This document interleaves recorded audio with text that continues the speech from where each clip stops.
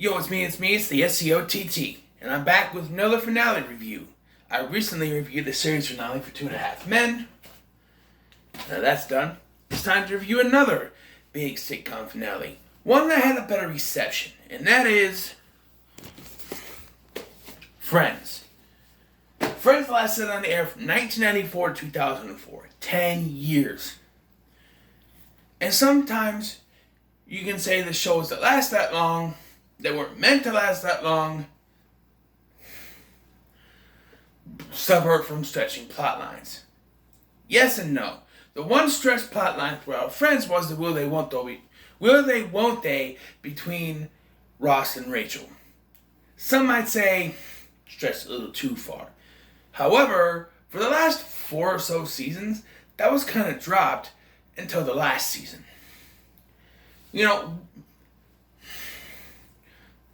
Season 8, 9-ish, it was brought back when Rachel got pregnant with a child, and it just had to be Ross's. Ross just had to be the father. To this day, that baffles me why he had to be the father.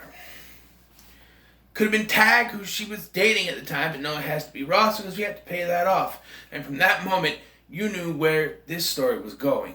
They had a daughter, they named it Emma, which sounds very similar to Emily, someone that Ross almost got married to. And they even dropped his son Ben from the show. So what is Friends? For those who don't know, and if you don't know, why not? It's everywhere. Anyway, if you don't know, the show was about 6 friends in New York and their everyday lives. Along the way, 2 of those friends, Monica and Chandler, found out they had feelings for each other and eventually got married. Ross and Rachel also had feelings for each other and had this will they won't they bullshit romance. However, the 2 I always wanted to get together were Joey and Phoebe. However, the producers didn't want all 6 friends to be couples. So, Phoebe got married to Mike, who was just someone Joey fixed her up with by just calling out Mike, and he raised his hand and said, "I'm Mike." No offense to Paul Rudd, and Phoebe and Mike get married in season 10 anyway, so there's that. So we have everything set, ready to go for season 10. In season 10, Monica and Chandler are trying to have children, but due to one bullshit reason or another, they can't conceive. So they decide to adopt, and they find a donor named Erica, played by Anna Faris. In this finale, she gives birth to twins, which they named Erica, the female, after the actual mother, and Jack after Monica and Ross's dad. Yes, Ross and Monica are brother and sister. So, this finale consists of 2 different storylines, basically. You have the one storyline with Chandler and Monica and Joey, basically on one side, and then Ross, Rachel, and Phoebe on the other side. And, okay, so I'm going to stop here and just say that I don't care for the romance, like the will they won't they bullshit between Ross and Rachel. I never have.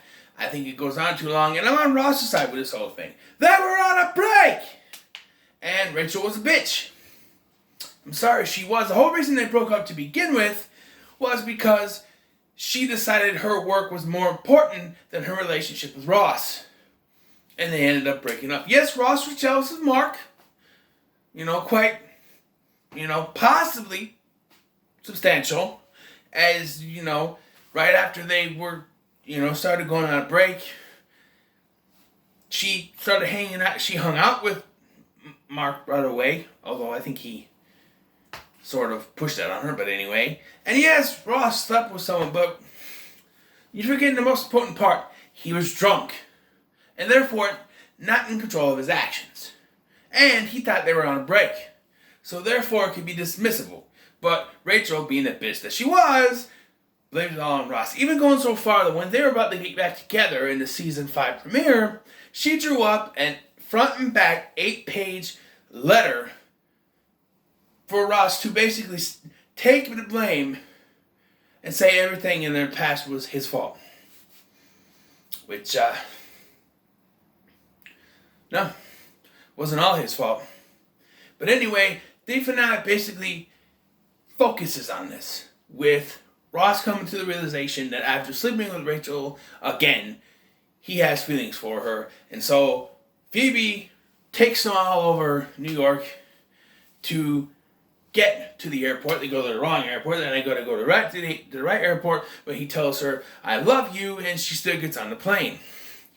And then at the end of the episode, just to show that she got off the plane, and yes, I cry at this moment every time because it's just how she says it. "I got off the plane." And then, yes, they're together at the end of the series. The other side has Monica and Chandler getting the 2 babies, and then dealing with Joey, who has bought a chicken and duck. If you don't know that reference, watch the show. Baby chicken and duck to give to them. But they get stuck on the foosball table, which means a lot to Joey and Chandler because they used to live together and that was their table. And Monica destroys the foosball table to get the duck and the chick out, and then Joey takes the duck and the chick. My problem with this is that this whole situation is that Joey is saying he has to say goodbye to them. Despite the fact that in an episode earlier, I think in this season even, it was established that in their new house, Monica and Chandler were going to have a Joey room.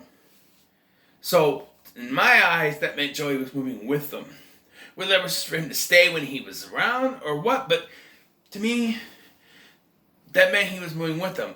But then the producers decided, hey, let's do a spinoff. And they did! After the 4th try. Yeah, they were going to do one about Ross and Rachel, and both actors said no. And then they wanted to do one with Chandler and Monica and their kids, and they said no. And then I'm guessing the 3rd one was Mike and Phoebe, and they said no, so hey, let's ask Joey.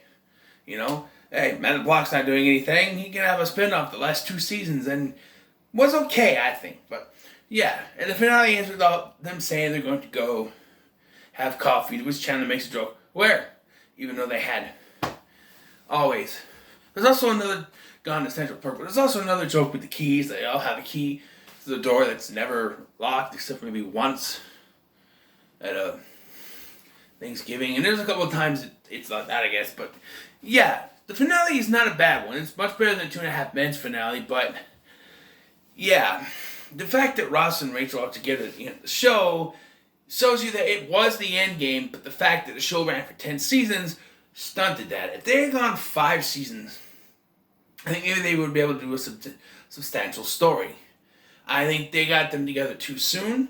Maybe out of fear that the show would be canceled when they realized, oh, we're doing better than we thought we did. They broke them up, only to then, go on and have 10 seasons. And that's the problem with long-running shows. And when I get to my Smallville reviews, which they will be coming back, I'll talk a little bit about that. Because I have a problem with that show as well as the longevity of it, but I digress. Friends was a great series, and to this day is one of my favorite sitcoms ever.